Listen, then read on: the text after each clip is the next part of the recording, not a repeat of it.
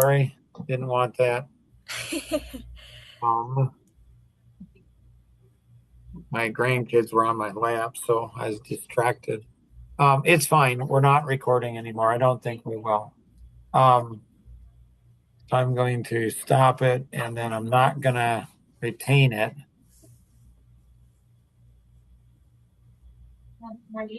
Okay, that one shouldn't be recorded.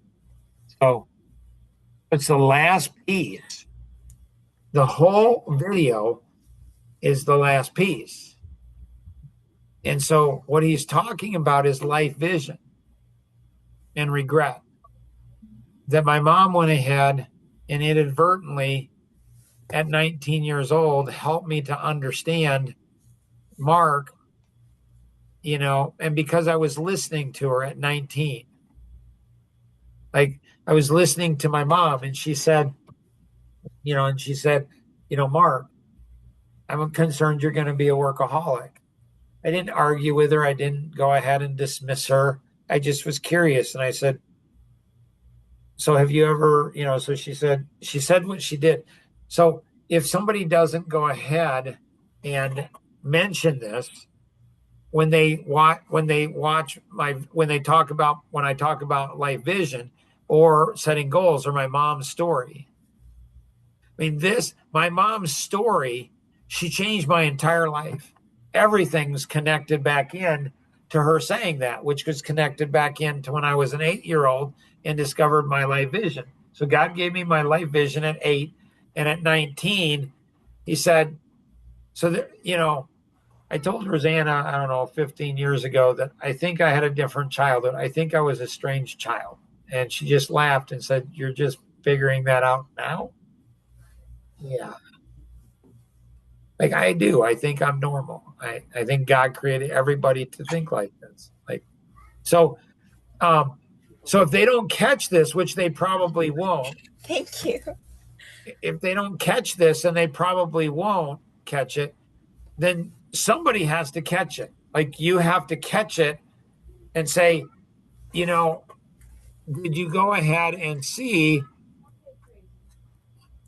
Did you see at 12 minutes and 50 seconds into it, did you see that? Did you understand the significance of it? What he's talking about is the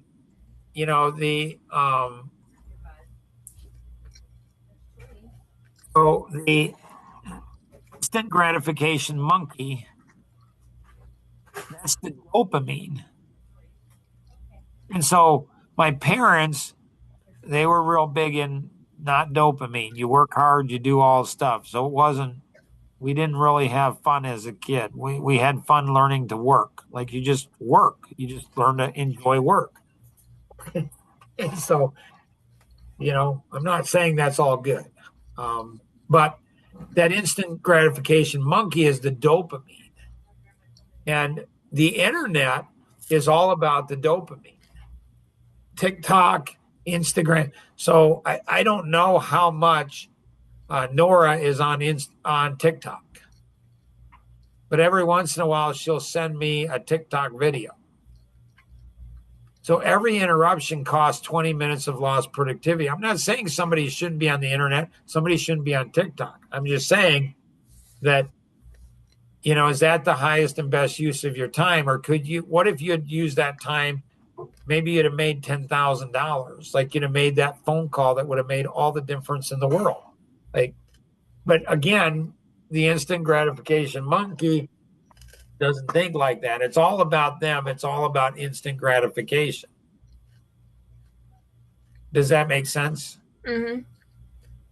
And so that's the trick in making this work.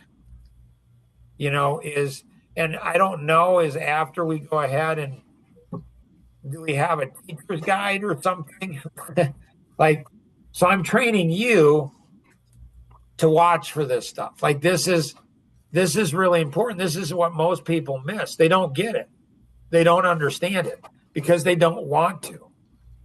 Because, in northern Indiana, God didn't bring us to northern Indiana until I was, 58 years old.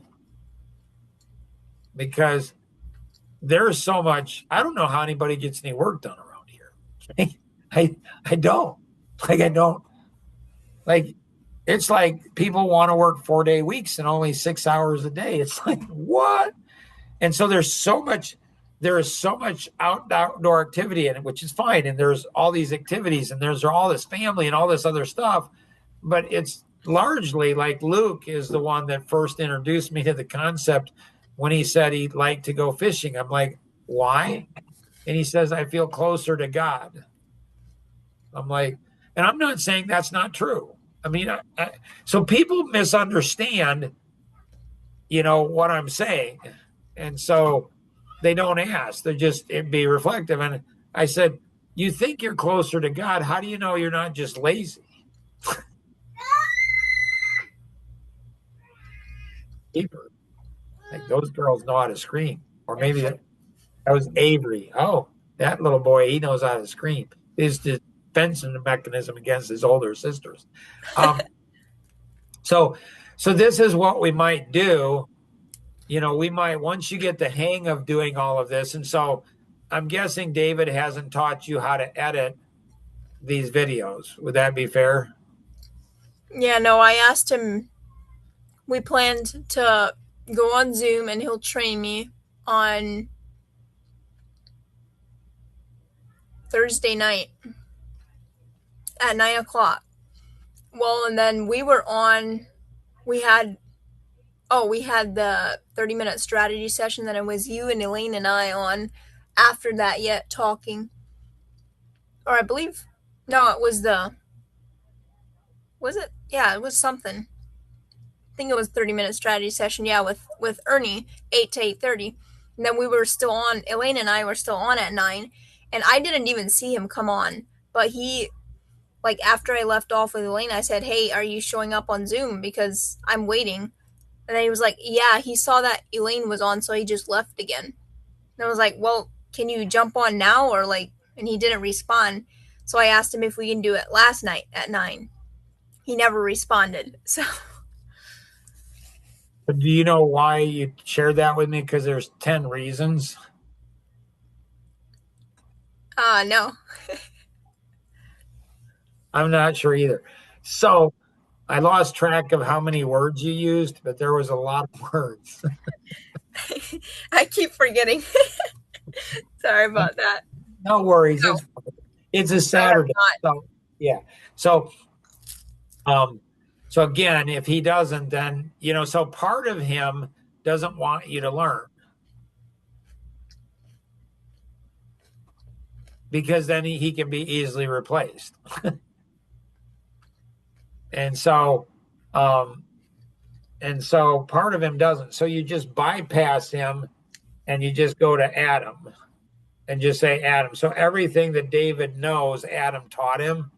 And so David's hurting Adam big time. And so he's hurting us all. And so if David won't train you, then have Adam train you. And then do you record those and put those in some place? So you're going to have recordings. I don't even know where they're at. You just need to make sure they're organized. And so that way, the next person that comes along, you and Adam don't have to train. Mm-hmm. And so, what do you train and what do you put on? I don't know the answer to that. But in future Saturdays, I'll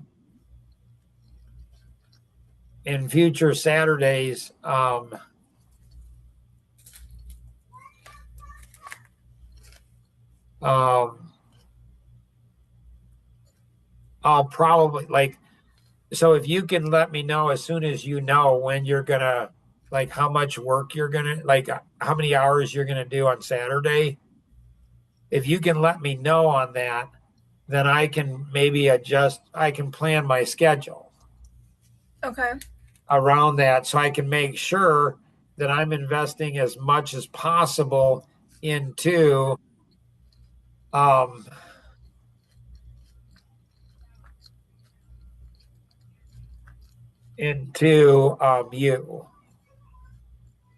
on Saturday.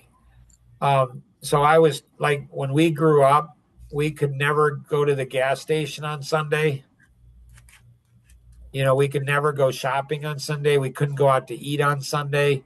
We couldn't do anything on Sunday. I mean, we could play sports or do things like that, but we couldn't do any work. And so that's how I was raised. And so,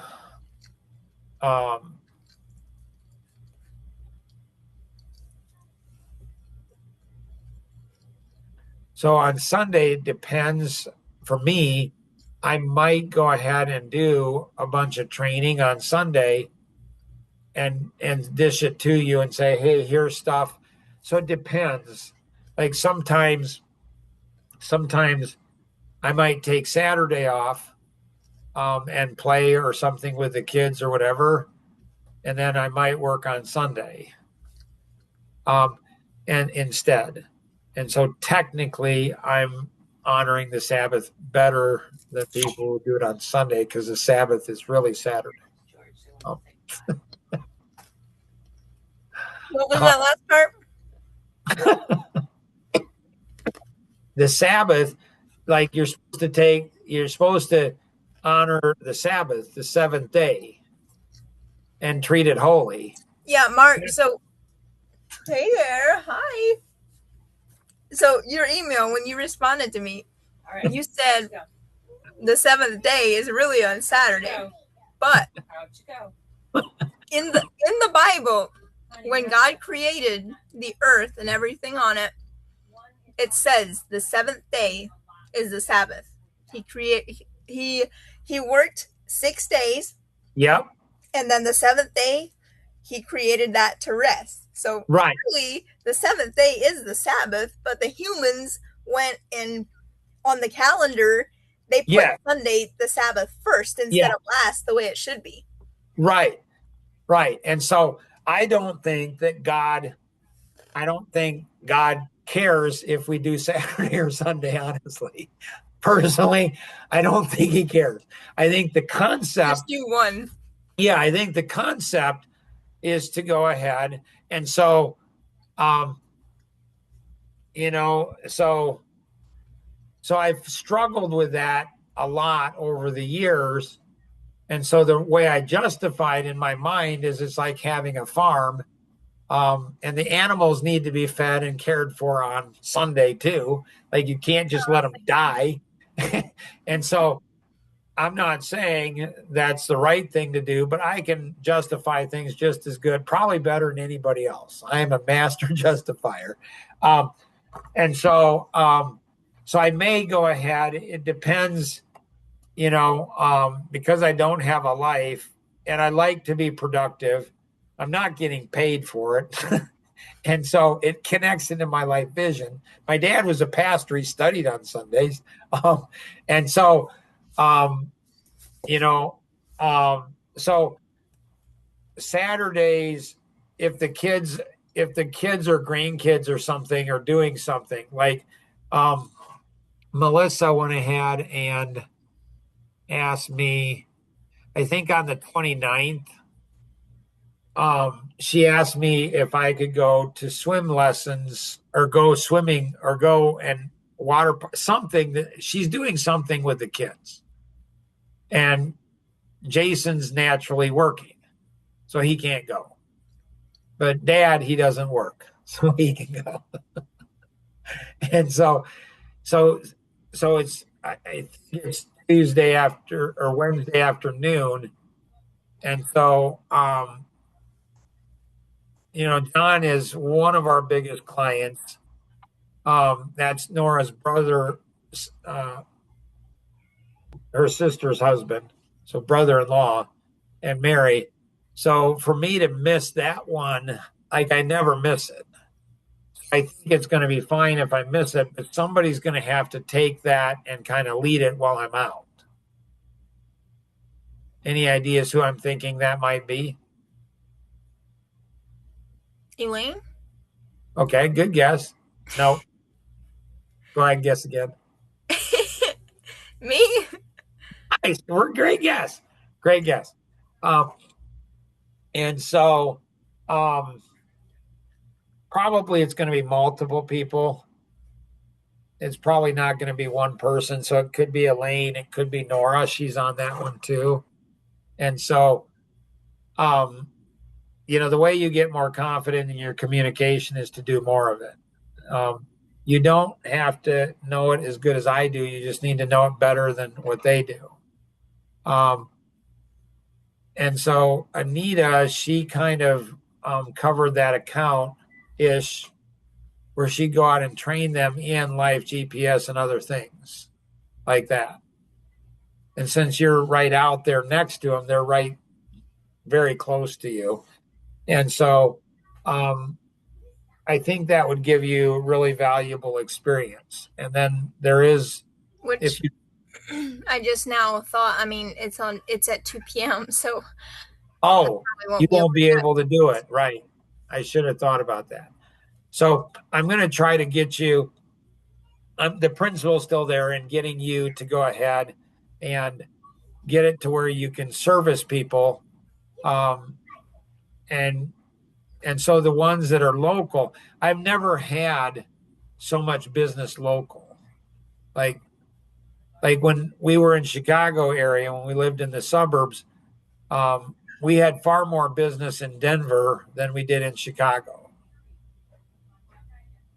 So what typically, like when Kenny and I went to San Antonio, he was shocked on how many people I knew in San Antonio and how much business we got from San Antonio.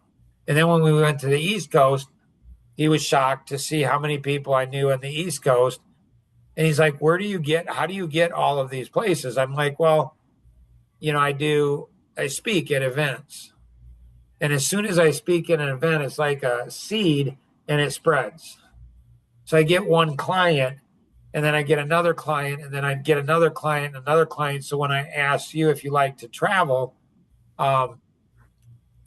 if you want to travel, you can. And then business. I would love that. And then business can pay for it all. So so you can turn travel where you make money. And so you can do that. And so having clients, building clients, and then doing presentations, like, all that kind of stuff. And so people's second greatest fear, first greatest fear is death, and second greatest fear is public speaking. And so I didn't like to do public speaking, hated it. I was 21 years old. And for my senior year in college, I had to go ahead and do 3 presentations, group presentations, in front of a bunch of people. And I got out of all 3 of them.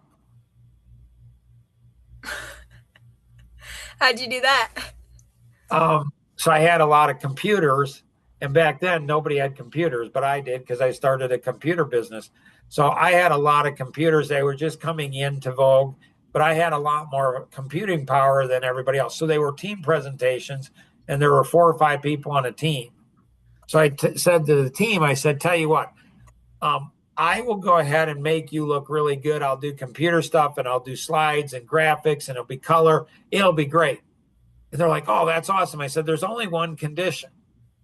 They're like, what's that? And I said, I don't get up and speak. And they're like, well, you can't do that. I said, actually, I checked all the rules and I can. And they're like, well, that's, I'm like, it's up to you. And none of them had computers or the experience I had to do the presentation. So I negotiated where I did the back behind the scenes work, and then they did the in person. So then I graduated from college.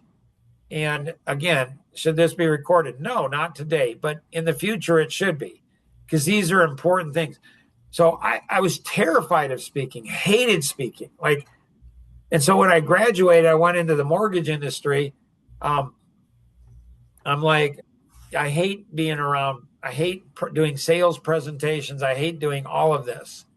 And I'm like, well, how could I go ahead and make it more efficient? And I said, well, what if I went ahead and spoke in front of people, which obviously I hated doing. But I hated I'm like, well, if I can learn how to speak in front of people, then I can do mass selling. So I'm not selling one on one. If I have 100 people in the room, I have 100 potential clients. Like, that's really efficient.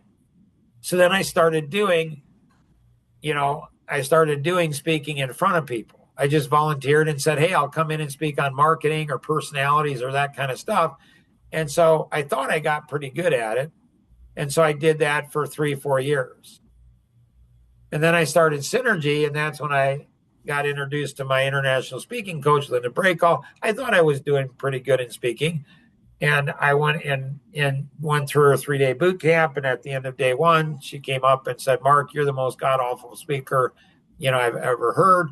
And I said, oh, good. I have no place to go but up. That's awesome. She's like, you're just a masochist. You just like pain.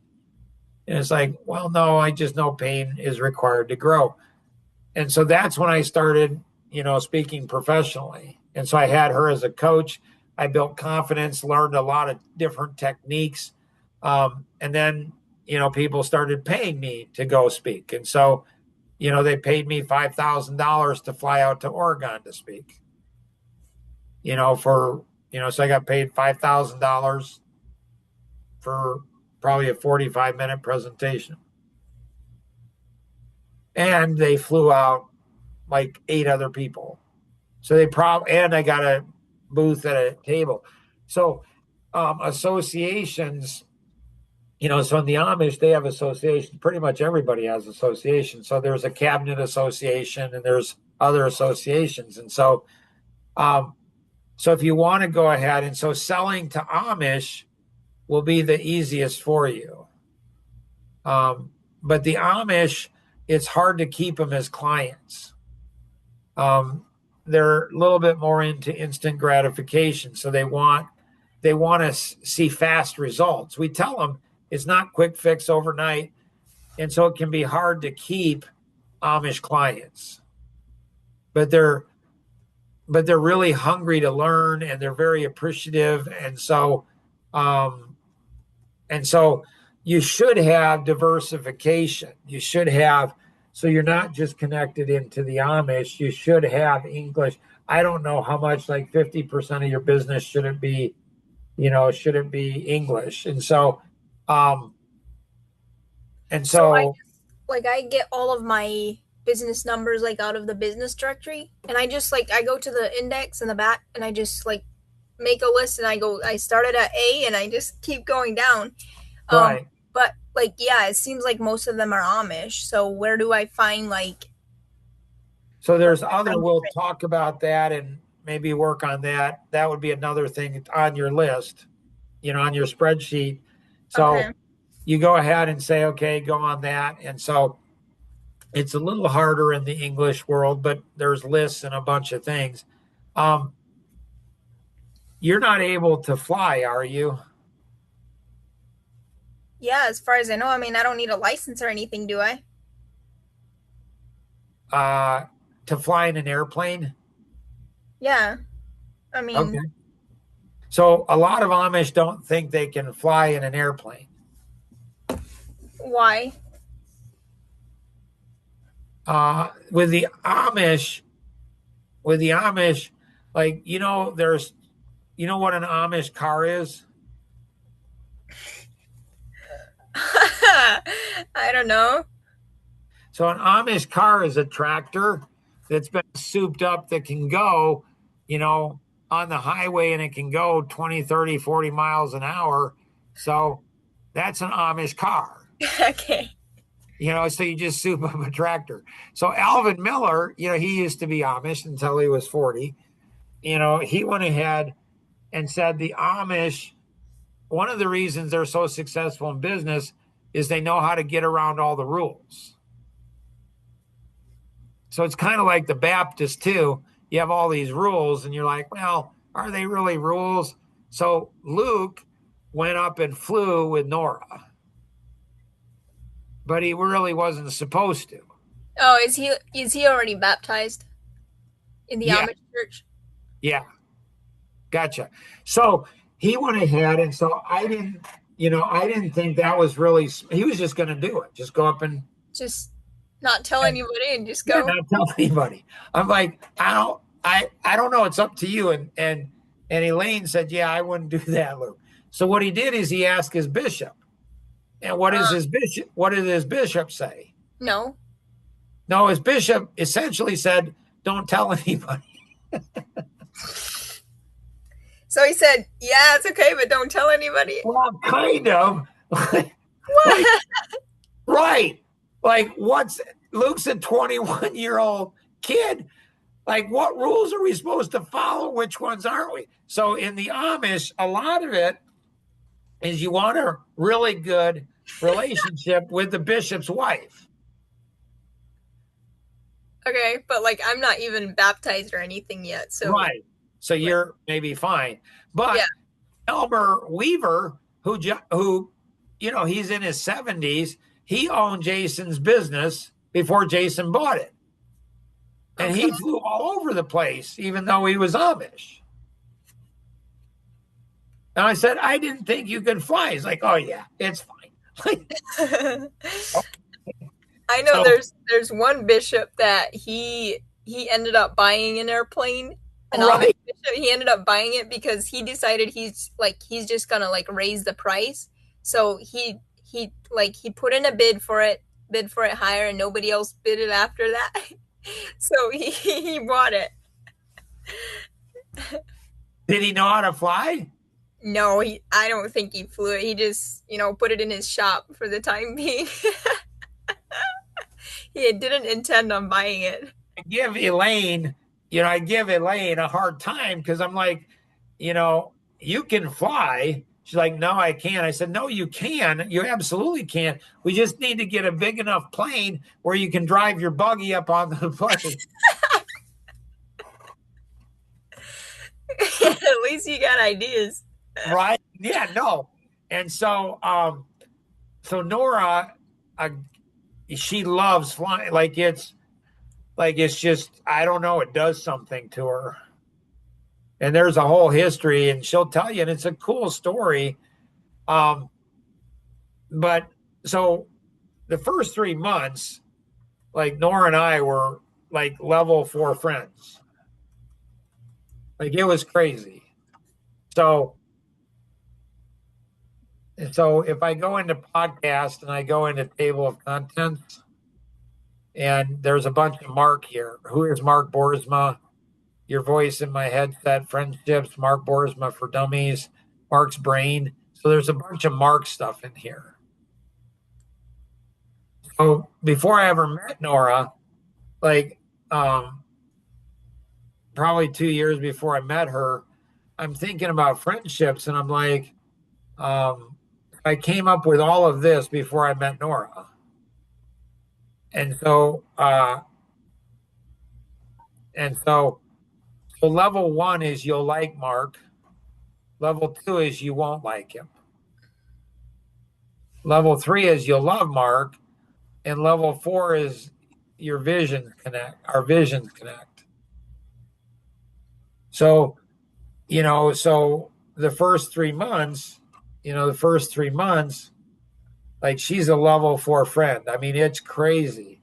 So I was looking at starting a business with her and buying an airplane. And then we could fly to Coffee Connections and start Coffee Connections all over the country. And I actually looked into, buying a jet so we could fly over and see Shuaib and Adam in Pakistan or Saudi Arabia. And so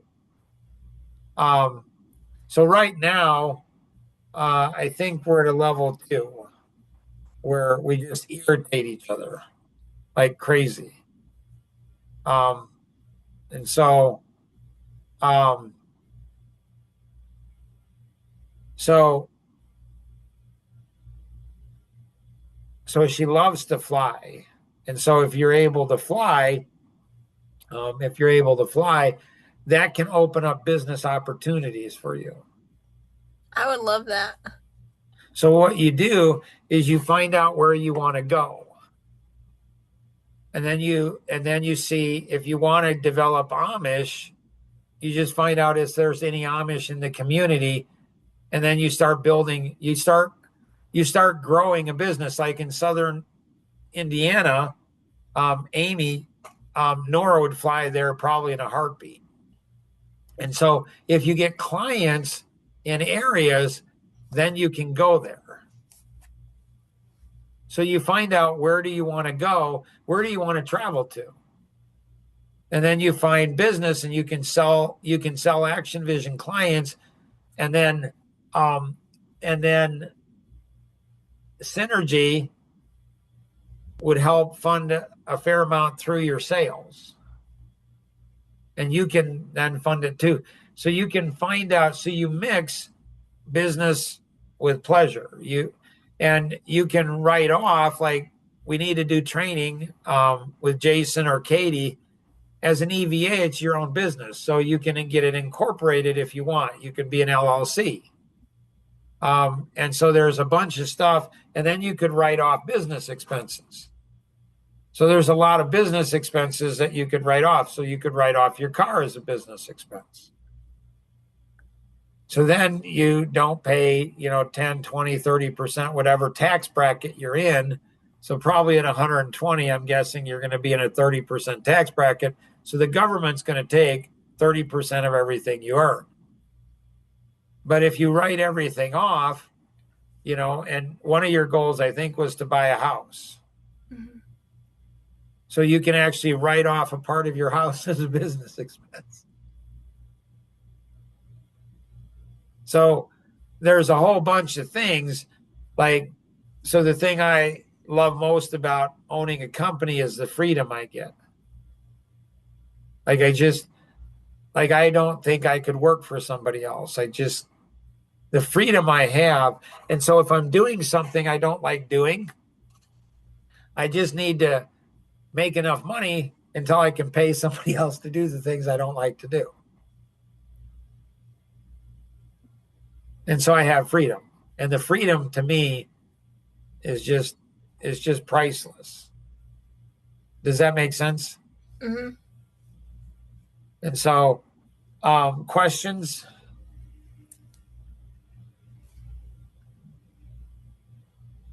I don't think so. One thing, this morning, or was it maybe yesterday morning? I can't remember. Was it this morning or yesterday morning? I think it was this morning. The podcasts you want in Dreamscape, are those already created, or were you Yeah, great question. So personally, I don't know that Jason and Luke and Kenny are going to have the disciplines. And so I'm not sure how that whole thing works. So they both have, so Dreamscape, if you just go up to the top, you can do Dreamscape, and this is their channel. So we've set it up, and they have vision. They have set up just like we do. But they have vision. So I shot the vision. So I just talk. I've been doing it long enough. I know the topic, I just shoot it. And so if you listen to their vision or Compass's vision, and so, so here, ooh.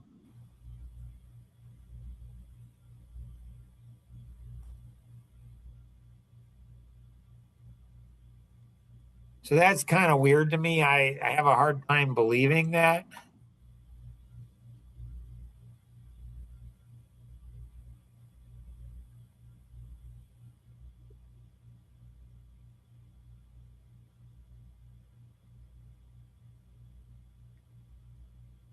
Oh, that's why. They only have vision set up. And so they have so Mark and Luke and Elaine and Kevin. Kenny's not even in here. And so Kevin needs to get everybody to register, and then they need to all watch it and share a reflection. This is the vision for Dreamscape Creations. Same thing is true with Jason. So Jason doesn't like conflict. Kenny doesn't like conflict.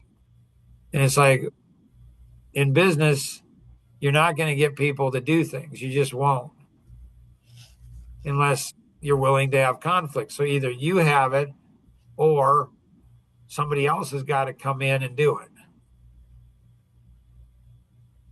And so here there needs to be some, so should the team go through it, so here there should be different categories. And so have I sent over to you a young man's honor? No.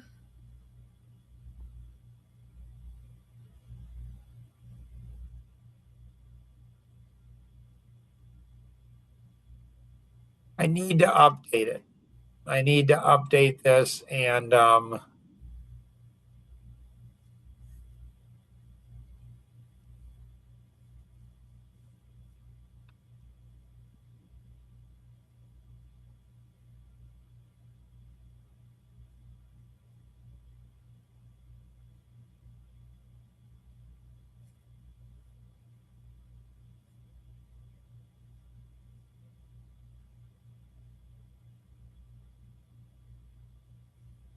so when you read that, share your thoughts on it. Okay. And so should we go ahead and put that in, here? Is that like one that's like specifically for women to watch or for everybody? Well, that one there, A Young Man's Honor, is I wrote it for my sons when they were teenage boys. They didn't listen to me. None of them did. It's like, really, guys? And in part, it's not the whole thing, but in part because it's why Jonathan's dead today, because he didn't listen to me. Like, it's like, and so, so on EVA, so like, where do we put that one? And so the channels, there's just massive number of them. And so, like A Young Man's Honor, every man should go ahead and read that. But I need to go ahead and put something in there for women. I don't know. There might be, it's been years since I've looked at it. So I need to update it. I need to incorporate things that I haven't incorporated in the past. So I wrote it, I don't know, 15, 20 years ago. And so there's things that I need to, so do I go ahead and do something for women? Probably, because nobody's teaching young women. The moms aren't, dads aren't, bishops aren't, pastors aren't. Nobody's teaching these young women what's going on. They're just not. And so women are biting the dust right and left, and men are too. And so Kenny's cousin, he died suicide, and it was right after a girl rejected him. And Tony's son, he was 19, and he died, and it was connected into a girlfriend. And so, so the combination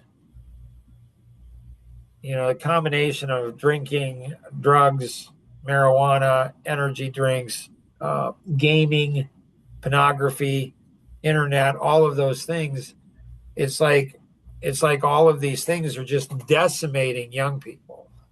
I mean, just absolutely decimating them. And so Nora is interesting because, she's 10 of 10. And so she went ahead and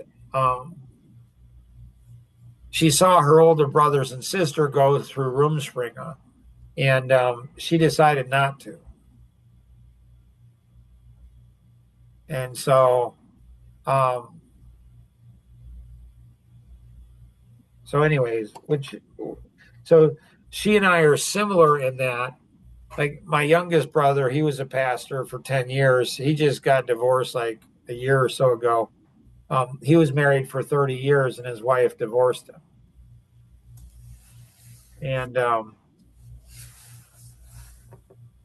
And so he thought my parents taught that drinking was a sin. I didn't ever, raised in the same home as I am. He's 8 years younger, but I never got that at all. I thought my parents taught us that drinking is stupid. And why do stupid things? Like, don't do stupid things. Like, and so, so I'm very assertive with young men and women. Don't do alcohol, don't do drugs, keep away from energy drinks, coffee. Personally, I wouldn't do it, but um, and moral, wait until marriage. Like, so I'm really vocal about those things. Not because it's just because it's smart. Like, God designed us. He knew what he was talking about. Like so he designed us to do this. And so he knows the design. And so the Bible is like our owner's manual. And unfortunately, a lot of Christians in the English world, a lot of pastors in the English world twist the Bible all different directions. And so people don't know the Bible well.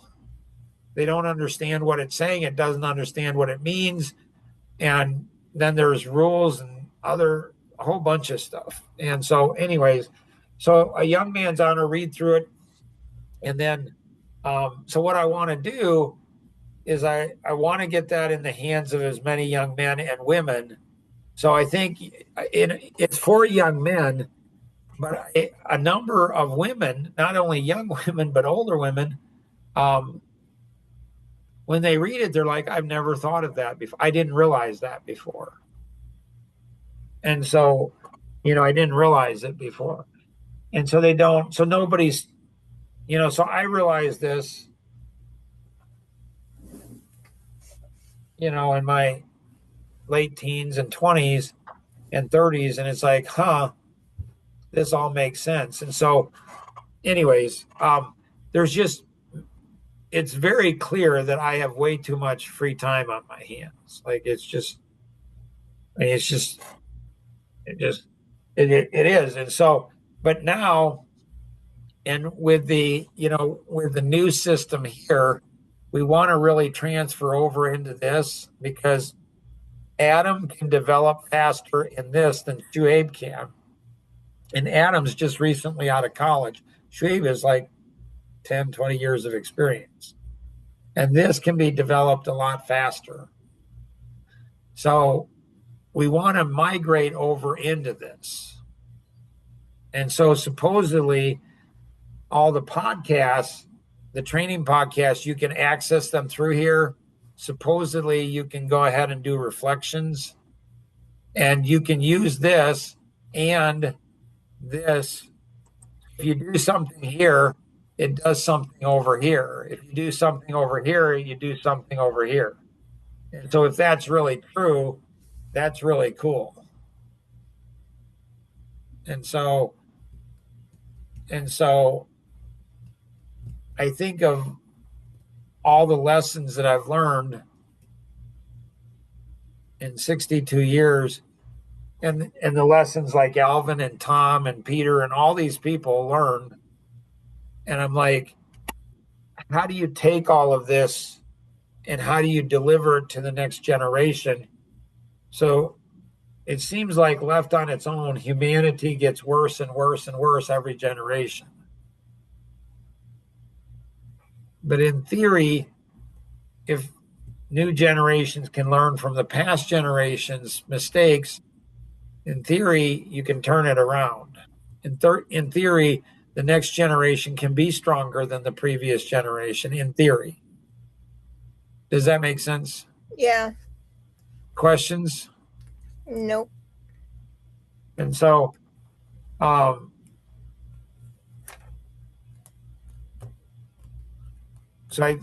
anything else you want to accomplish today?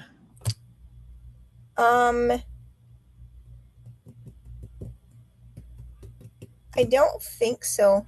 Probably just leave the. Well, I mean, I want to create that spreadsheet for a list of things for you. Um, that way, I have that set by Monday or whatever. Um, Otherwise, and then I want to go through the lead spreadsheet and like the ones that are already in there, color them. That way, when I send it tonight with my daily report, that's all set. Nice. Otherwise, I don't think. I think the rest I'm gonna leave it for Okay. like Monday morning. Yeah. And that's fine. And so, as long as we're making progress, then it's good.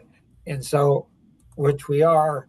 Um, and so, um, so the ad in the People's Exchange, Oh, um, and so I thought I gave that to Elaine about why you enjoyed working, but maybe not. So there's a whole system in the People's Exchange. So we need to get an ad in there in the People's Exchange because it can take 2 weeks to get it in there. And so we need to get an ad in the People's Exchange. And so I'd really like to get a couple other people joining as close to you as possible. okay. If you're 2 weeks ahead of somebody, you kind of remember the first 2 weeks and you can help them. Mm-hmm. If you're the longer you go before you train somebody else, the harder it is for you to remember what it used to be like. Right. And so if we could get, and then, you know, so it'd be nice to have three deep. It'd be nice to get three people as committed as you are.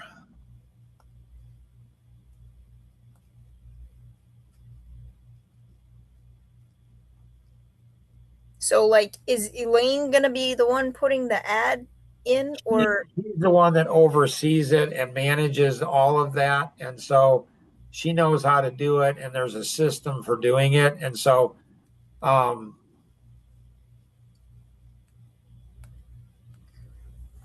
so again, how much do you learn how to do? She didn't seem offended when I said something about you training you to do something. I forget what it was. it was for the daily meetings to tell Yeah, you what's on your calendar? right. So she didn't, but women are tricky. Like they can say they're not offended when they are, and sometimes they're hurt or offended and they don't realize it. Sometimes they realize it won't tell you. Somehow you're supposed to know. Um, and so I don't know. So you got plenty to do, but she got 5 kids and a husband and a bunch of animals. And so I don't expect her, so I don't expect her to be able to keep up with everything. She does a great job, but she can't keep up with everything. So sometimes she just needs a reminder. And so, and I don't even remember how, like, I probably need to write the ad. She might be able to with the experience she has and get a first version of it, but probably not. So I just need to be given an email, a link to where I'm supposed to write the ad. So there's a whole bunch of ads and tracking of it. So if you want to ask her, hey, there was that ad to put in to bring new people. Um, Mark brought it up again or something. Do you know what he's looking for from that or not? And she probably says, no, I'm really not sure. And you say, can you just get over to him and I a link on where he can write the ad and you'll know where it's at. And So, she'll like, send you're out, saying ask her to send you a link. yep, yep, you and me. So have her send you and me a link for that. So you have something that's unusual that other people don't have that Elise has. So it's one of the reasons I liked working with Elise a lot is if she didn't know what I was saying, she would ask. So a lot of women, a lot of people, a lot of Amish, they don't know what I'm saying and they don't ask. So I think Say, okay. I think they understand and they're going to do it, but they don't. I don't know what they're thinking. If you don't understand what I'm going to do now, you're not going to understand in a half an hour or an hour. Like if you don't understand right away, and so I don't know if they're afraid or pride or I don't know what it is, but you do good in that. So you might have another section um, in your notebook. I don't know what you name it. Um, the first thing came to mind what Mark likes about me, but um, I don't know. Whatever you want to say. I say something that that you like about me, and then I add that. Right. So I'll tell you this is what I like. The reason for that, and there is some, we have to be aware that you're a young woman and I'm an English older guy. So we have to be careful with making sure people don't get the wrong impression. So if somebody were to read that book and say what Mark likes about me, could somebody read that book and get the wrong impression? Well, or you could just do what what Mark likes about people. Yeah. I don't know. Whatever you want to do. So I'm always thinking, how are people going to misinterpret things and then it's going to blow everything up and it's like, and so um and so the reason for that is so so you can keep doing it. So I'll ask my wife 1 to 10, what do you like? About 1 to 10, where am I at as a husband? What do you like most? The reason I ask what do you like most is so I can keep doing it. like right.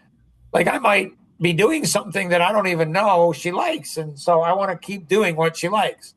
And then what would be one suggestion on what I could do to improve? So nobody does that. You could ask me periodically, 1 to 10, how well do you think I'm doing or whatever you want to ask, and what do you like most? And then what would be one suggestion on what I could do to improve? So you could do that. And what you do is you map me out. You learn me faster. And the more you learn, the more opportunities you're going to get, the more money you're going to make. And so the reason you're writing it down is not only for your benefit, not your primary benefit. The real benefit is for new people that come on. And so in a lot of ways, I'm very, very, very different than other white males over 50. Very different.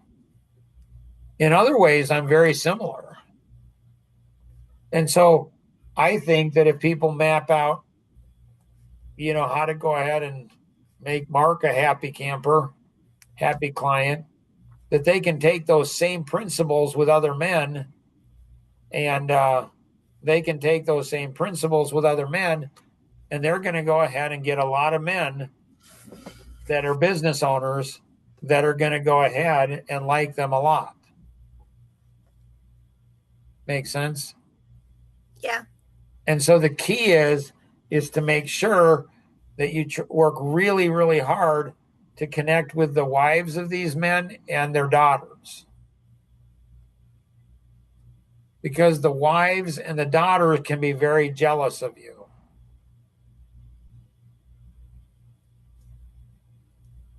Questions? So they can feel that you're a threat, and so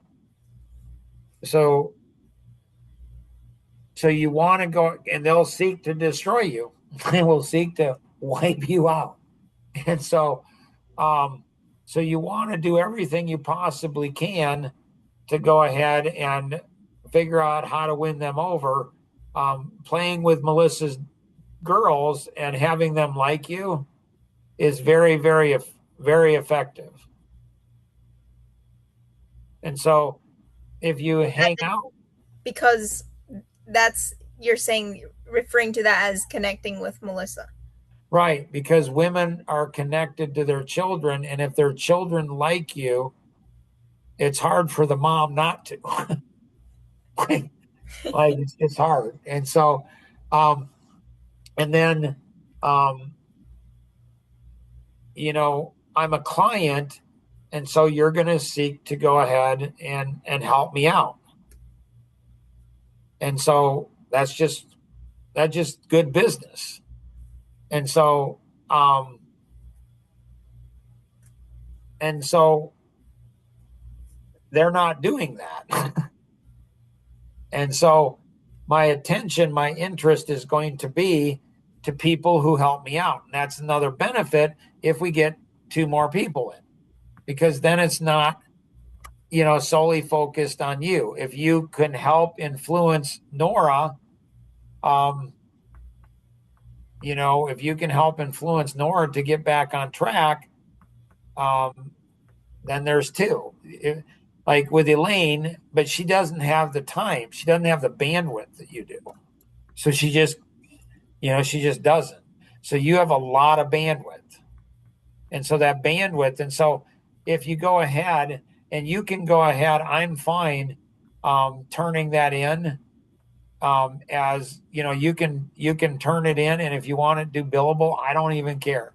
Or you can go, like, if you take Rosanna out or Ginger Ann or Melissa out to eat and say, hey, can I take you out for lunch or breakfast?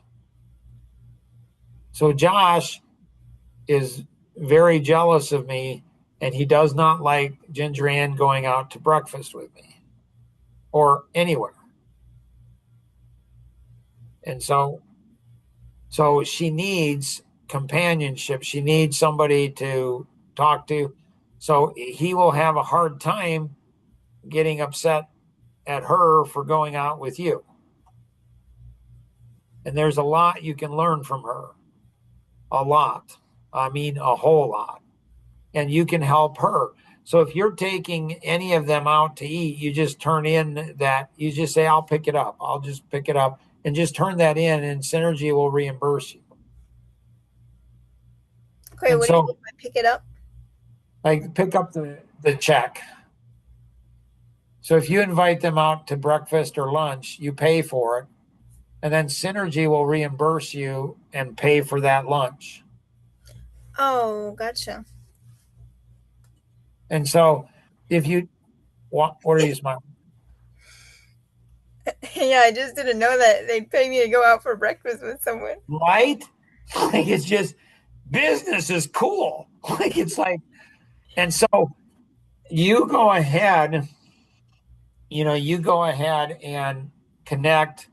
And so Melissa's connected into Jason and very instrumental, very instrumental. And so there's a lot of tension between Melissa and Nora. A lot of tension. And so those two are like cats. And so they're just like,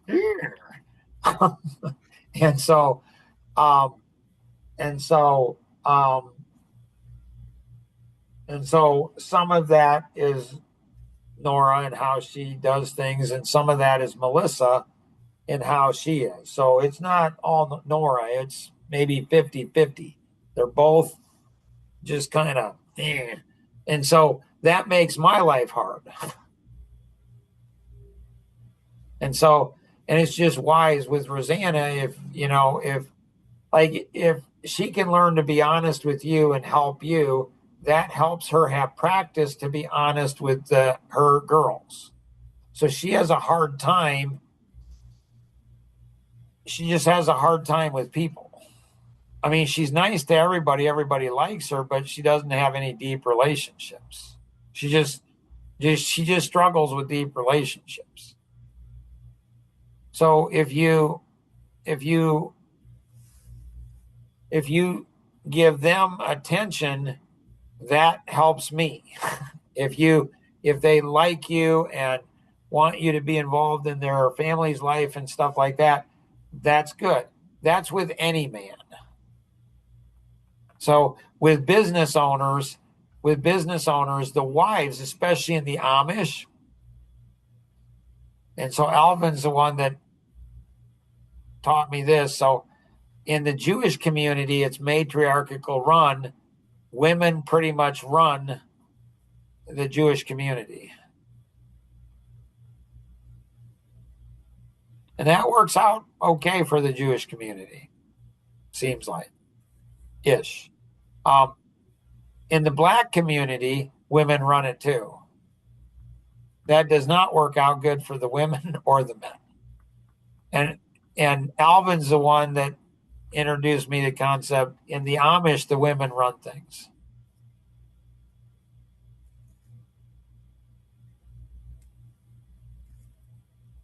Yeah. Interesting. Yeah. Big time. I mean, huge. It's insane on how they do it. And I'm not saying it's good, and I'm not saying it's bad. There's good parts to it, there's bad parts to it. And so, but it's crazy. I mean, it is crazy. That's why the bishop's wife is more important than the bishop. Because the one that's really running it is not the bishop, it's his wife. She's the one that moves everything. Now, black women, they run everything and they let everybody know they're running everything. That's not so smart for the black women. The Jewish women and the Amish women, they're smarter. So they let the men think they're running things and everybody else, but they're really not. The women are really running things. My mom, in many ways, ran everything. But not in a bad way, in a really good way. I mean, in a really good way. And the stories I could tell you, I mean, and the women in the church were jealous of my mom. And it just messed everything up. The women in the church were just stupid. They're just stupid. They should have been going to her for advice on how she had so much influence over my dad, and they didn't. Instead of just being jealous, they should have. They were jealous. They talked among themselves, talked to their husbands who were deacons. The husbands went to my dad and said, "We think your wife is controlling the church." My dad, like my parents didn't fight before then. Everything was in smooth flow. But as soon as that happened, my dad said, "Well, I'm not going to have a woman running me." And then and so my mom backed down. She just backed down. And when my youngest sister, not Kim, is a doctor, I had a younger sister than that, and she died, and she was 7 days old. And my mom wanted to have a service for her, and the women of the church mocked her. Oh, women are cruel. It's insane what they do. And it really hurt my mom. My mom, she's just amazing. You know, her mom died when she was 12 years old, had a stepmom that tried to kill her, literally. Her dad was a pastor. My mom, one of the strongest ladies I've ever met, just unbelievable. Unbelievable. Not a victim, just amazing, amazing woman. I mean, just an amazing woman.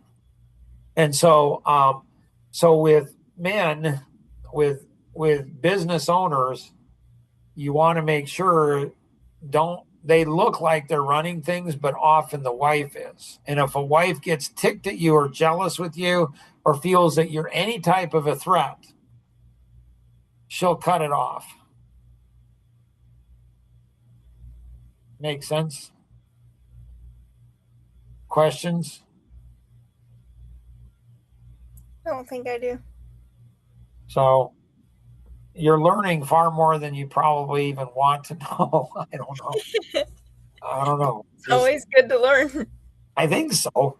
I mean, being aware of what it is and all that kind of stuff. appreciate your work today. Appreciate your work this week, last week.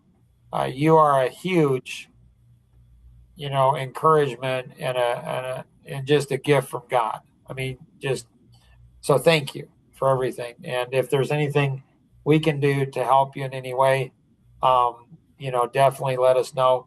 And again, if you want to, like Kenny, he went ahead and he would call me and he'd say, "Hey, can I come over?" So he and I bought a house together in Michigan. And so we helped him buy a house. He bought that house that he's in now without ever seeing it. So he was out doing one of his excursions and the house came up and it was bid, went out, took a look at it, did everything and said, "Hey, Kenny, this is everything. Are you interested?" And so we helped him buy the house. And so he would call and he would say, so he was, a level 4 friend for probably a year, 2 years. And he kind of comes and goes in and out of it. It's just strange. But anyways, and so he would just call me and say, "Hey, Mark, can I come over to the house? And can I come over to the house?" I'm like, "Sure. Do you want to go over something with me?" And he's like, "No." I'm like, "Okay. Like, why?" I mean, I don't care. And he's like, "I just like being around you because you help me be productive." Okay. So he'd come and sit on the kitchen table and do his work, make his calls, do his work. And so, and he did that for, I don't know, 6 months. Periodically, he would just call and say, "Hey, I need to, I need to feel your energy." I'm like, "Okay, that's fine." It was easy for me. And so if you need that, if you need to come over and you want to, again, downstairs, nobody's down there. And so if you want to just come over, you just need that for a break or you just need it for the energy or whatever. You've been a very pleasant house guest. And so you have an open invitation, whatever you want to do, anything that Roseanne and I can do to help, we want to do that. So, Sounds good. I appreciate that.